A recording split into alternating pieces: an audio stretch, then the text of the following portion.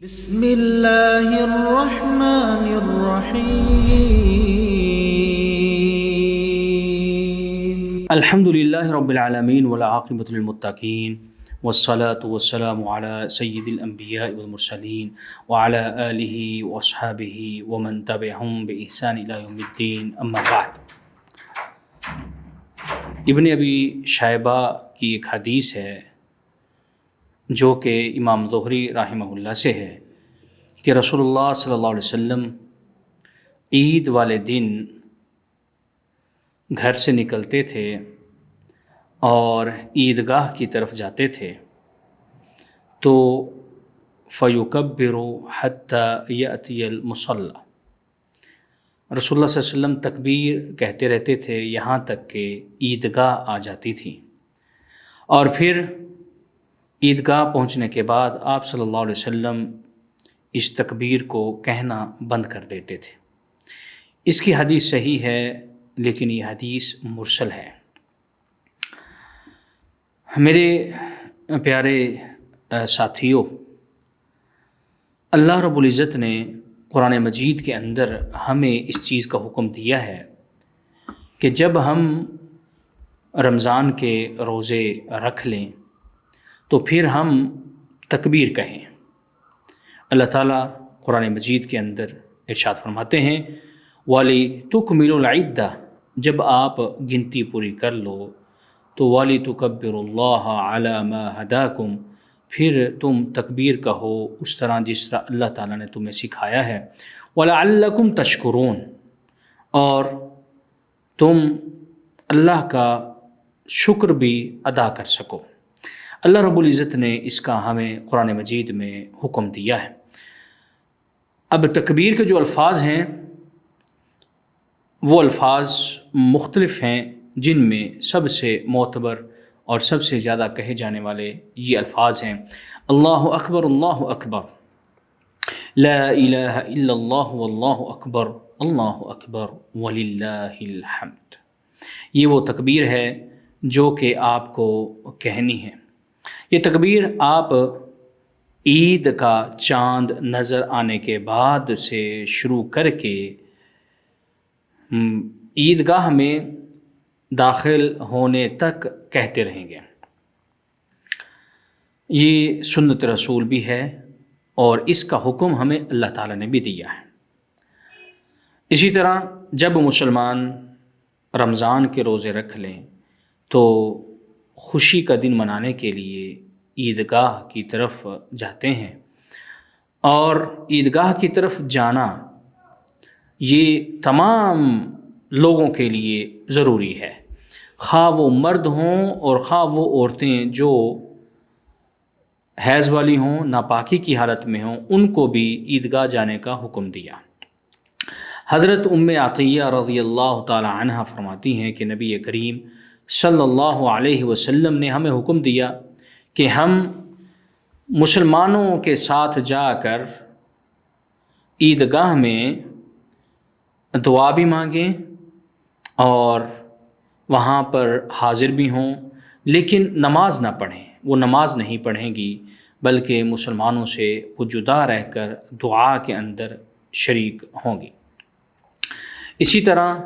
عید گاہ جانے کے لیے اور عید کی نماز پڑھنے کے لیے ایک مسلمان کو چاہیے کہ وہ اچھے اور صاف ستھرے کپڑے پہن کر اور خصوصی اہتمام کر کے غسل کر کے خوشبو لگا کے، اگر نئے کپڑے نہیں موجود تو دھلے ہوئے صاف کپڑے پہن کر جانا چاہیے، زینت کو اختیار کر کے جانا چاہیے۔ اسی طرح ایسی زینت کو اختیار کرنا جائز اور درست نہیں ہے بلکہ حرام ہے، جس سے اللہ اور اس کے رسول نے روکا ہے، جیسا کہ داڑھی کو منڈوانا یا اپنے کپڑے کو اپنے ٹخنوں سے نیچے کرنا، اس سے عمومی طور پہ رسول اللہ صلی اللہ علیہ وسلم نے منع کیا ہے۔ یہ کام عام ایام کے اندر بھی نہیں ہوں گے، اور خصوصی طور پر جب آپ عید کے لیے نکلیں تو بھی یہ کام آپ نہیں کریں گے، بلکہ کوئی شخص اگر یہ عمل کرتا ہے تو اس پر توبہ واجب ہے، اسے چاہیے کہ وہ توبہ کرے اور اپنے اس گناہ پر اللہ تعالیٰ سے معافی مانگے۔ اسی طرح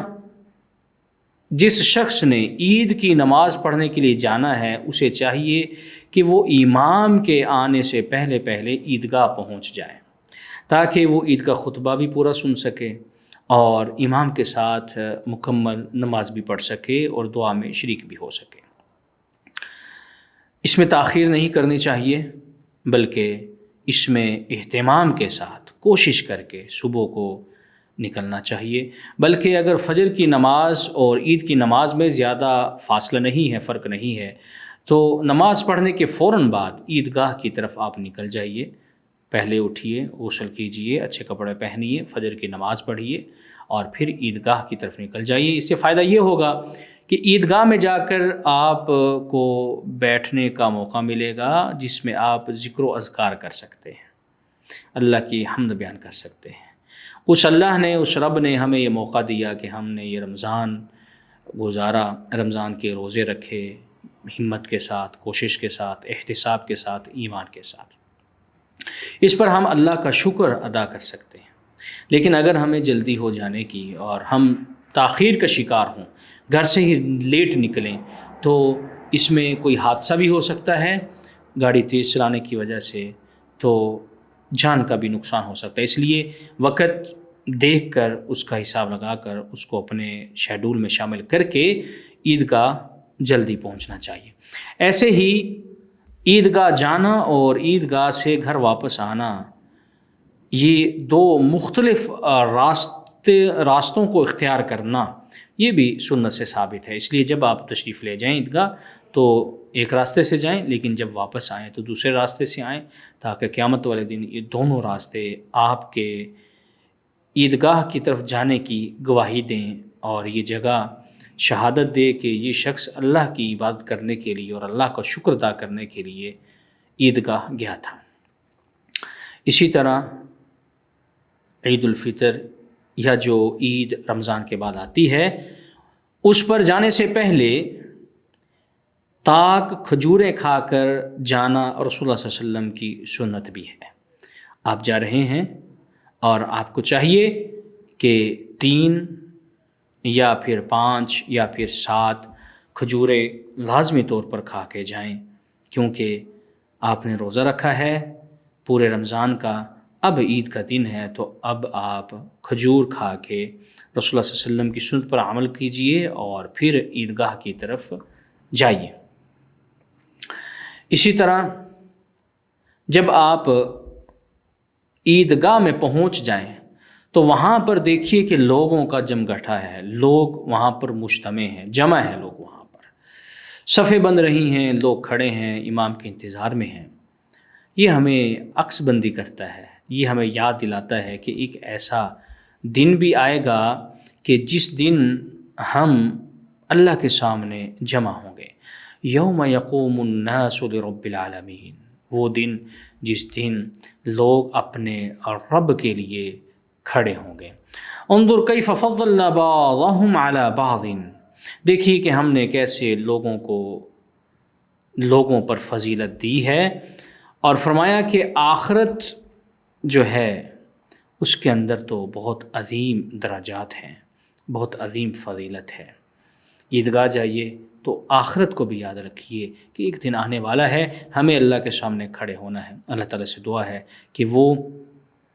ہماری اس دنیا کو اور ہماری آخرت کو بہتر بنائے۔ سبحان ربک رب العزت عما یصفون وسلام علی المرسلین والحمد للہ رب العالمین۔